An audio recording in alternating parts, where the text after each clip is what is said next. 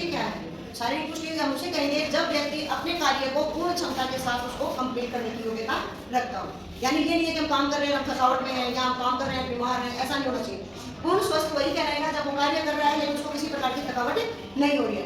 साथ ही अगर अचानक से कोई काम मिल जाए तो उसके अंदर इतनी ऊर्जा बची रहनी चाहिए कि वो उस काम को भी कंप्लीट कर सके। जैसे आप लोगों ने कभी कभी देखा होगा कि आप लोगों को हम कहते हैं कि ये काम करो तो वो काम कर लेते हो, लेकिन उसके बाद तुरंत हम कोई और अन्य काम देते हैं आपको, आपकी दिलचस्पी वाला, तो वो आप उसी दुगनी एनर्जी के साथ उसको कंप्लीट कर देते हो। तो इसका मतलब आप शारीरिक रूप से पुष्ट हो, आपका किसी प्रकार का कोई भी जो है कमी नहीं है।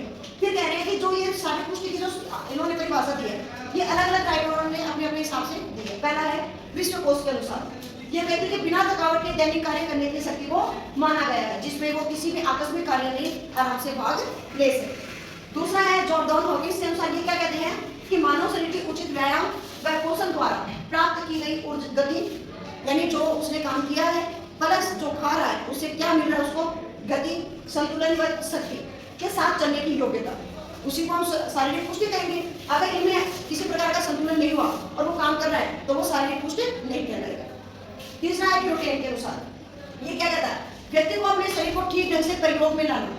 कई बार क्या हो जाता है कि हम लोग कोई कार्य करते हैं उसमें शरीर का बैलेंस नहीं बना पाते, उस चीज को हमें नेगलेक्ट करना है, शरीर को सही ढंग से प्रयोग करना और अधिक देर तक। यह है कि हम कई बार कहते हैं कि खड़े रहते 5 मिनट खड़े रहते हैं, हमारे अंदर शक्ति है, तो हम उसको शारीरिक पुष्टि नहीं कह सकते।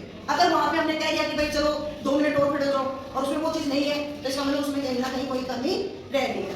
इसलिए हम कह सकते हैं कि शारीरिक पुष्टि वास्तव में शारीरिक पुष्टि जो है व्यक्ति के प्रभावशाली कुशलतापूर्वक कार्य करने और अवकाश के समय, यानी वो जब किसी काम में नहीं लगा हुआ है उस समय आनंद के साथ अपने आप को आराम फील करने के लिए और रोग प्रतिरोधक क्षमता को बढ़ाने के लिए इसकी आवश्यकता पड़ती है।